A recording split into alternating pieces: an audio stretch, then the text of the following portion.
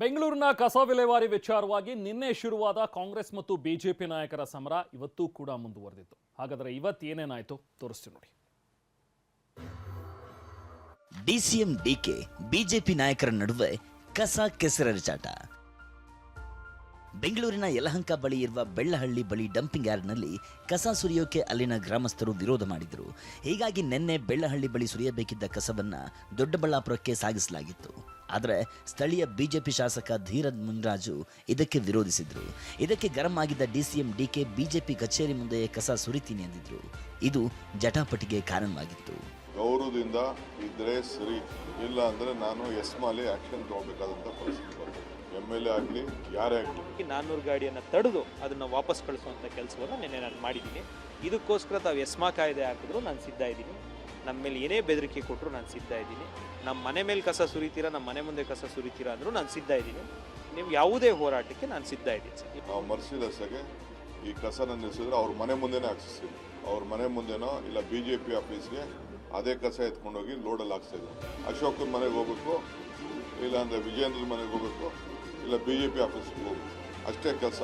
ನಾವೊಂದು ಕೇಂದ್ರದಲ್ಲಿ ಅಧಿಕಾರದಲ್ಲಿರ್ತಕ್ಕಂಥ ಒಂದು ರಾಷ್ಟ್ರೀಯ ಪಕ್ಷ ಭಾರತೀಯ ಜನತಾ ಪಾರ್ಟಿ ಇಂಥ ಗೊಡ್ಡು ಬೆದರಿಕೆಗೆ ಎದುರುಕೊಳ್ತಕ್ಕಂಥ ಪ್ರಶ್ನೆನೆಲ್ಲ ಅಲ್ಲೆಲ್ಲೋ ಹೋಗ್ತಾರೆ. ಅಲ್ಲಿ ಅಪಾರ್ಟ್ಮೆಂಟ್ ಅಸೋಸಿಯೇಷನ್ ಅವ್ರಿಗೆ ಬೆದರಿಕೆ ಹಾಕ್ತಾರೆ. ಏನು ಪ್ರಜಾಪ್ರಭುತ್ವ ವ್ಯವಸ್ಥೆನಲ್ಲಿದ್ದೇವೆ. ವಿಲೇಜ್ ಫಂಡ್ ನೀಡಿಲ್ಲ ಅಂತ ಬೆಳ್ಳಹಳ್ಳಿಯಲ್ಲಿ ಕಸದ ಲಾರಿಗಳನ್ನು ನಿಲ್ಲಿಸಲಾಗಿತ್ತು. ಸದ್ಯ 90 ಕೋಟಿ ಅನುದಾನದ ಭರವಸೆ ಕೊಟ್ಟಿರೋ ಕಾರಣ ಬೆಳ್ಳಹಳ್ಳಿ ಗ್ರಾಮಸ್ಥರು ಪ್ರತಿಭಟನೆ ಕೈಬಿಟ್ಟಿದ್ದಾರೆ. ನಿನ್ನೆಯಿಂದ ನಡೆಯುತ್ತಿದ್ದ ಪ್ರತಿಭಟನೆ ಅಂತ್ಯವಾಗಿದ್ದು ಕಸದ ಲಾರಿಗಳು ಡಂಪಿಂಗ್ ಶುರು ಮಾಡಿದೆ. ಆದರೆ ರಾಜಕೀಯ ನಾಯಕರ ಕೆಸರೆರಚಾಟ ನಿಂತಿಲ್ಲ. ಇಂದು ಬೆಳಗ್ಗೆ ಅಸ್ಸಾಂಗೆ ತೆರಳುವ ಮುನ್ನ ಮತ್ತೆ ಮಾತನಾಡಿರುವ ಡಿಸಿಎಂ ಡಿಕೆ ಬಿಜೆಪಿ ನಾಯಕರ ವಿರುದ್ಧ ವಾಗ್ದಾಳಿ ನಡೆಸಿದ್ದಾರೆ. ಕಸ ಹಾಕಲು ಬಿಡದೇ ಇದ್ರೆ ಅಲ್ಲಿನ ಕಸವನ್ನೇ ಎತ್ತಿಸಲ್ಲ, ಜನರೇ ಅವರಿಗೆ ಉಗಿತಾರೆ. ಕಸ ಡಂಪ್ ಮಾಡಲು ಕಾಯೋಕಾಗುತ್ತಾ ಅಂತ ಗರಂ ಆಗಿದ್ದಾರೆ. ಯಾರು ಬಿಡಲ್ಲೋ ಅವ್ರ ಕ್ಷೇತ್ರದಲ್ಲಿ ಕಸನೇ ತೆಗಿಯಲ್ಲ, ಕಸನೇ ತೆಗ್ಸಲ್ಲ. ಅವ್ರ ಕ್ಷೇತ್ರದಲ್ಲಿ ಜನನೇ ಅವ್ರು ಉಗಿತಾರೆ.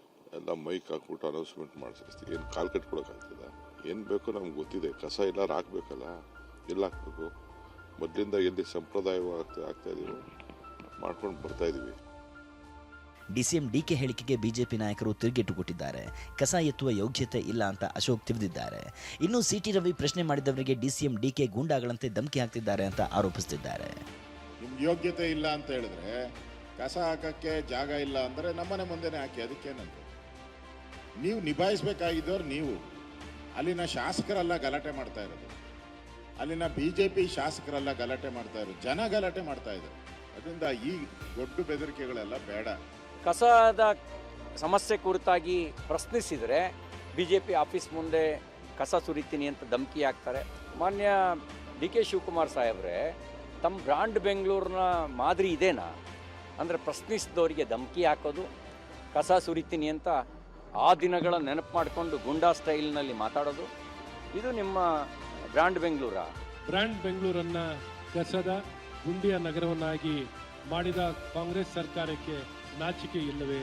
ಇವತ್ತು ಕಸ ವಿಲೇವಾರಿನಲ್ಲೇ ನಿರ್ವಹಣೆಯನ್ನು ಮಾಡೋದ್ರಲ್ಲಿ ಕಸ ಗುಡ್ಸೋಕ್ಕೂ ಜನ ಇಲ್ಲ, ಕಸ ಹೊತ್ಕೊಂಡು ಹೋಗೋರಿಲ್ಲ, ಕಸ ವಿಲೇವಾರಿ ಆಗಲ್ಲ. ಹೀಗೆ ಬೆಂಗಳೂರಿನ ಕಸದ ಸಮಸ್ಯೆ ಆಡಳಿತ ಪಕ್ಷ ವಿಪಕ್ಷದ ನಡುವಿನ ಸಮರಕ್ಕೆ ಸಾಕ್ಷಿಯಾಗಿದೆ.